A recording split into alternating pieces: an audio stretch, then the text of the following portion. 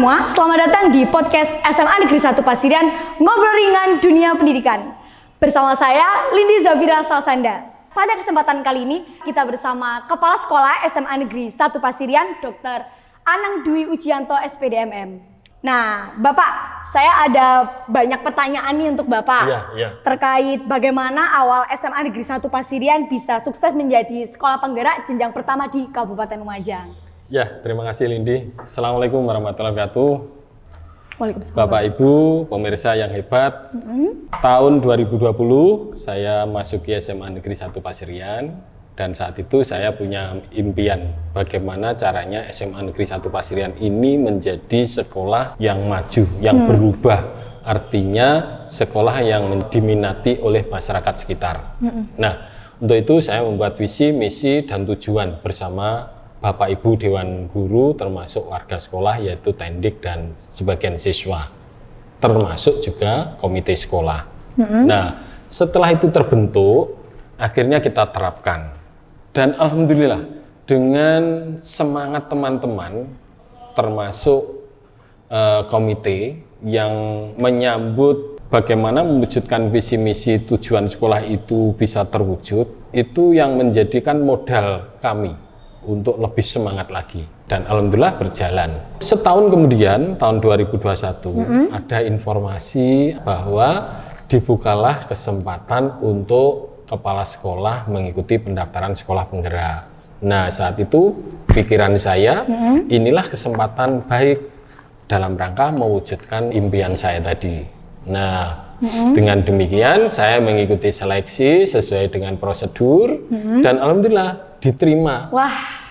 Jadi alhamdulillah diterima dan merupakan satu-satunya SMA di Kabupaten Lumajang diterima menjadi sekolah penggerak angkatan pertama. Maka saat itulah dengan modal atau predikat sekolah penggerak pertama ini menjadikan sebuah semangat untuk bagaimana mewujudkan impian itu kami gaungkan terus. Nah, itulah menjadi modal kami. Itu gambarannya, Lindi. Nah, Bapak, dari berbagai itu ada banyak nih pertanyaan yang masuk dari bahasa gaulnya istilahnya kepo nih, Pak. Ya. Selama menyandang sekolah penggerak pertama di Kabupaten Lumajang, program unggulan apa saja nih yang menjadi ciri khas atau pembeda antara SMA Negeri 1 Pasirian dengan sekolah lain menurut Bapak nih? Ya, terima kasih Lindi. Ya. Semenjak SMA Negeri 1 Pasirian ini menjadi sekolah penggerak, Bapak Ibu Guru saat itu diharuskan mengikuti pelatihan, termasuk IHT, workshop yang berkaitan dengan kurikulum sekolah penggerak. Berkaitan dengan bagaimanakah melayani anak didik yang bisa meningkatkan well-being bagi anak-anak didik, artinya kesejahteraan batinnya meningkat. Nah, ditambah lagi di dalam intervensi sekolah penggerak itu harus melaksanakan digitalisasi sekolah. Internetnya, kotanya ditambah sehingga semua siswa bebas mengakses dengan kota yang memadai. Termasuk pelayanan, bagaimanakah memberikan pelayanan kepada orang tua itu juga dengan aplikasi digitalisasi.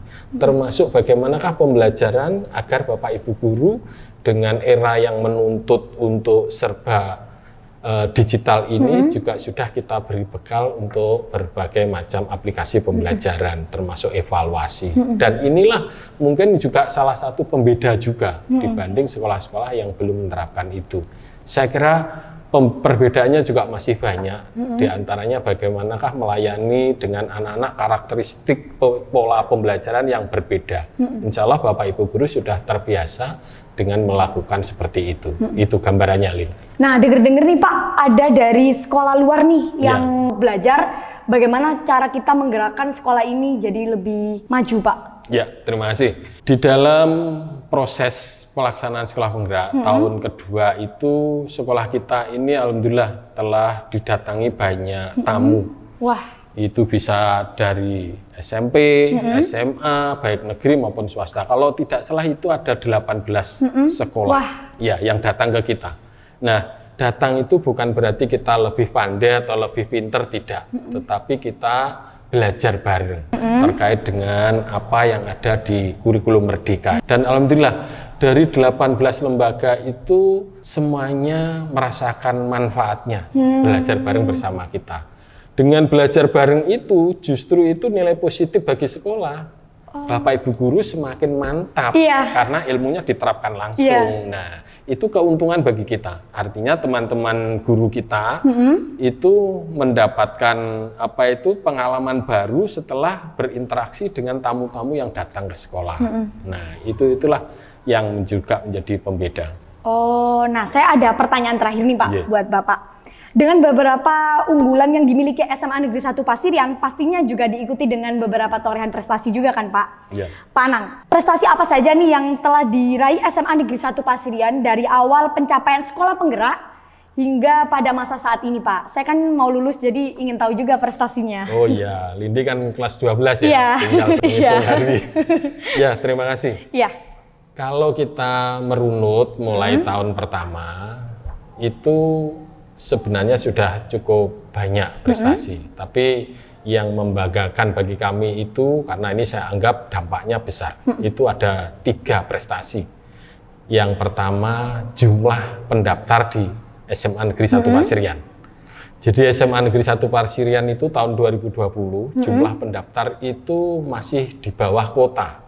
Kota kita itu karena 9 rombel 324 siswa. Tetapi saat saya datang tahun 2020, saat itu kita masih kekurangan sekitar 16 siswa.